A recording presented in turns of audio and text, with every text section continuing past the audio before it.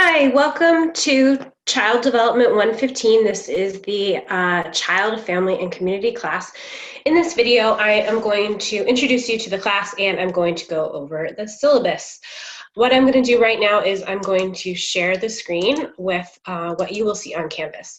So in order to kind of be viewing this video, you have already clicked on the first module. So these kind of boxes are called modules and it says welcome, start here. You've clicked onto this one and you are watching this video.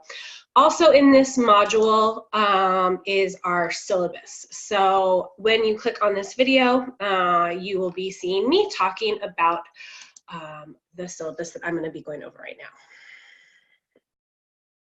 So here is the syllabus right here for you guys to be watching. You can download it, you can print it if you want. You don't have to. This is a totally online class. It's up to you how you want to access the syllabus, but it will be available throughout the entire class on Canvas for you. So whenever you need to, you can refer back to this syllabus because I do have some numbers for counseling or for any other departments as well that you might need throughout your stay at Miracosta, at Palomar. So here is our syllabus. So this is a online 16-week course. So here is my email. The easiest thing to do though is if you need to get a hold of me is just to inbox right here. So if you go all the way to the left-hand side on Canvas, there's this inbox link. That is the easiest way to get a hold of me. You can send me a message there and I will get back to you within 24 business hours. I check my emails Monday through Friday, about once or twice a day, and I will get back to you as soon as I see your email. That messaging on Canvas goes straight to my email as well. I don't check my emails on Saturdays, and I do sporadically on Sundays. So this class, you can turn in your work on Sundays. I would strongly recommend that any of the work that you need to submit on a Sunday night, you go ahead and take a look at during normal business hours, Monday through Friday, because if you're working on it at 11 o'clock at night, I have 3 kids. I am hopefully been asleep for a couple hours at 11 o'clock at night. So I'm not going to be available to help you in the last hour that an assignment is due. So it's always a great idea to take a look at the assignments, at the quizzes, anything that's due, and take a look at it and email me if you have any questions or need any more support. But this is my email. This is our phone number, which just goes to our email again. And then our webpage as well is at Palomar. We have a fantastic child development webpage that we've created. We have lots of jobs. Whenever we get jobs that we know about from friends or in our network or our colleagues, we stick it on our child development board. So if you're looking for jobs in education, coaching soccer, anything having to do with children and families, please take a look. We also have other helpful information about permitting, education if you wanted to go farther in this field as well. And then students' hours are my names for office hours. I notice that a lot of students don't like to come to office hours. They think that they're bothering us, and you're not bothering us. That is for you guys. So that is Thursdays on the main campus in the Child Development Department. We have a part-time hour up on the 3rd floor. That is where all of the child development instructors are, and I will be in the part-time office there. You can ask our admin assistant, Teresa, if you need any more help. I also know this is an online class, so if you wanted to talk on phone or do a video conference, I'm also available by appointment as well. Email, when you're emailing me, please put Child Development 115 on the heading. I teach here at Miracosta, at Cal State San Marcos, and at Chaffey Community College. So I need to keep all of my emails as organized as possible so I can get back to you as soon as possible and know which class you are talking about as well. So that's just the basics of how to get a hold of me. Email or Canvas message is the best way, and expect a reply within 24 hours. And please take a look at anything that's due before during business hours instead of doing it later, when you might also be having So what we're going to be learning about in this class is kind of the sociology of childhood. So we're going to be looking at how children are within different historical and sociocultural factors. So we're really kind of looking at the environment around a child, their family, their culture, the time and place in which they were born and raised, their community, their friends, where they go to school, who their teachers are. So we're looking at understanding childhood and children as a whole, looking at individual children, but also the larger systems that are helping raise children, because children don't just raise themselves, they're involved with lots of other people who are helping to raise them. We have some student learning outcomes and course objectives as well. We're just going to be looking at all the factors that play on children. You'll probably learn a little bit about yourself, and you might examine your childhood and how you were raised in a different way as well. And once again, this is very much like a sociology or a socialization class. So we're looking at interrelationships, we're looking at families, we're looking at communities, we're understanding values, goals, beliefs, culture, and how all of those factors play into childhood and raising children as well. One of the larger things that you're going to be doing is service learning, and I will go into that more in a bit, and then also in another video as well. You're going to be doing service learning outside of the classroom. Since it's an online class, you'll be doing it in real life at another location as well. Here is our textbook from Dr. Anderson, Dancing in Today's World, Effects of Socialization on the Developing Child in the Family and Community by Kendall Hunt. This is available at our library. Yes, there is a copy at our library if you wanted to take a look. We also have them in our bookstore, and they're also available online from Kendall Hunt as well, like an ebook as well that is fairly affordable as well. So please take a look at all of the different versions that you can have as well and find the one that works best for you as a student and a learner. All right, so the biggest thing with online classes is that you are actually attending class and that you are punctual. So my classes are set up on a weekly schedule. So on Monday mornings at 6 a.m., I'll open the week's work, and you'll have until Sunday night to complete it. It'll either be a reading reflection or it will be a discussion board each week that you have to complete. So you need to be on Canvas every single week, logging in, taking a look at the lectures. The video lectures will be looking a lot like this, where I will take the course content and what you're reading, and I will try to make it more accessible to you and explain it more to you as well. So the more that you participate by being on Canvas, by doing your work, the more points you will accumulate, the more course knowledge, and the easier it will be for you to understand the class and what we're doing as well. Okay, so I have assigned readings and assignments. So every week you'll either do a reflection based on reading something out of the textbook, or you will do a discussion board. And those are worth 10 points. They're due every week, and I don't accept them late.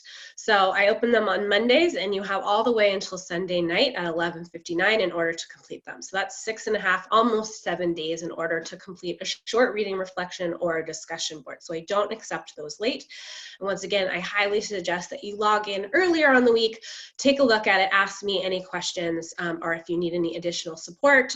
Even if you are completing them late on Sunday, I know some of you are procrastinators, and that is fine as long as you have kind of done your due diligence to ask me any other questions earlier in the week, because once again, I'm not going to be up at 11:50 at night on a Sunday waiting for people to have issues with it. So take a look at it, make sure you know what you're doing, and then you can come back to it at a later time. So none of those are due. None of those are accepted late unless, you know, there was a family death, you had to go out of town to attend a funeral, you got hurt, your kid broke their leg, you know, something like that, then please let me know as soon as possible. All of your professors know so that we can help you through this time and help you get back on track within school.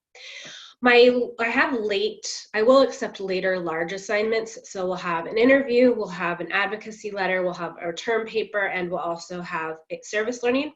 I will accept those for larger assignments late, but it's automatically reduced by 50 points. So if it's a 50-point paper and you turn it in 2 days late, then you will get 25 points on it. So you'll get half the points right off the bat. So just know that you need to turn it in within 2 weeks of it being late, and you'll automatically get 50 points deducted. I'm going to talk about the larger assignments in another video as well. I'll briefly go over them in the syllabus, but then I'll have a detailed assignment video as well. Integrity and honesty, here is our definition here at community colleges about what plagiarism is. It's word for word copying, it's paraphrasing without telling you who you're citing, it's using somebody else's work. So even if you pay for somebody else's term paper, which is very, very hard to do because we have Canvas and we're online, I can tell that if you've bought it and that person has used any of it at any other time, or appropriating or using other people's ideas. So that is what we kind of consider academic cheating or plagiarism, and it will not be tolerated. A minimum consequence is to fail the assignment, and I also let other people like my department chair and my dean know as well. So it's really important that if you are working on your larger assignments like a research paper, because this is an online class, either reaching out to me in order to get help on what APA is, or also going to our writing center, our English tutors, or the library as well. So we have a lot of resources for you in order to write and write well and not plagiarize. And I will go more into where those departments are in just a minute. We do use APA. I have 6th edition. We're kind of in a weird spot. The APA just released a 7th edition, and so we are working towards using the 7th edition. Please, at this point, you can use the 6th or 7th. We're going to be in the next semester or two kind of working towards using the 7th edition, which actually seems to be a little bit easier than the 6th edition. Doesn't seem to be a running head or any of that other information as well.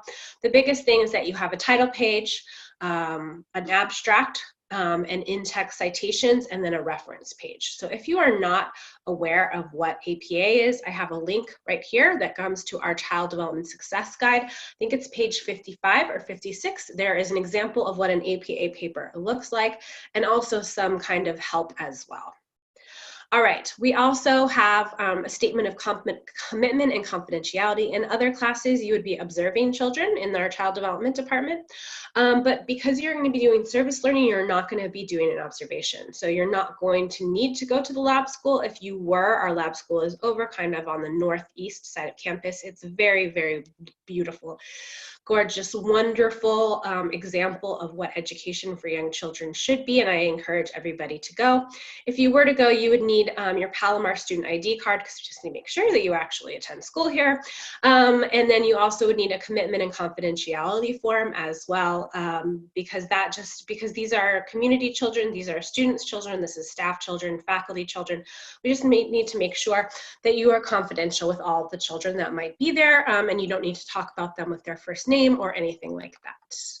If you have a verified disability, please let me know as soon as possible so I can make sure that I'm providing the appropriate accommodations for you. And if you think that you have a disability, please contact the Disability Resource Center. I have the information right here. They are wonderful, wonderful people. They work really, really hard to get you guys exactly what you need to be successful. So if you're feeling like you need additional support in order to be successful in your education, please contact the DRS. They are wonderful, wonderful, wonderful. And I've had such great dealings with them, and please reach out to them so that they may possibly contest you and get you some additional support. If you do also need other support as well, especially with APA or writing, I've given you the information about our success guide, and I think it's 55 or 56. That page will give you help on APA. Here is our tutoring center, and this our writing center, and here's the information on that. You can call them, or you can even stop in. It's typically nice to make an appointment and have an outline done as well. So in the tutoring center, I've attached their numbers right here, and then also the services web page as well. It's best to have an outline or the assignment or some writing done before you go in so that they can help you from where you might be stuck. So have some kind of outline, or you've done some writing or thinking about it before you go in, but they are fantastic. They have tons of information. When I started at community college, I started over at MiraCosta, and I didn't need help with English, but I needed a lot of math help in order to get my transfer level math so I could get to a four-year university. So I didn't use the writing center, but I did use the math tutoring a lot, and it was really, really helpful for me in order to kind of get additional support in what I needed to excel in so that I could get to a four-year university. So please consider those services if you need additional help in writing, because once again, this is an online class. A lot of it is self-paced. it's up to motivation and responsibility of the student. You can always seek out me as well, but we also have services on campus to help you as well. I just have the information about accessing Canvas, but if you're watching this video, you most likely have already gotten your student ID number and your password and you've logged on. It's just important that you log on every week, at the very, very least, probably 2 to 3 times a week in order to stay abreast of things. Email.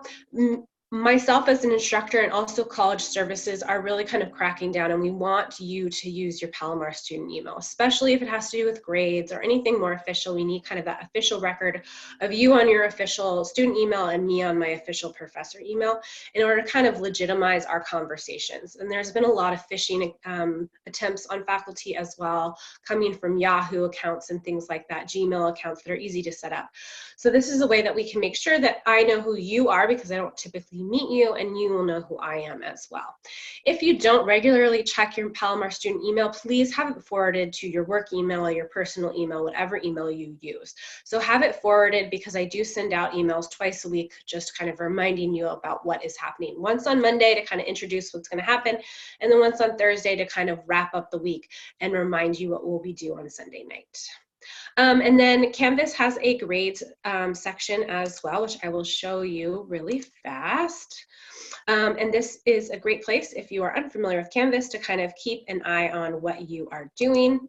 So when you log on, hold on.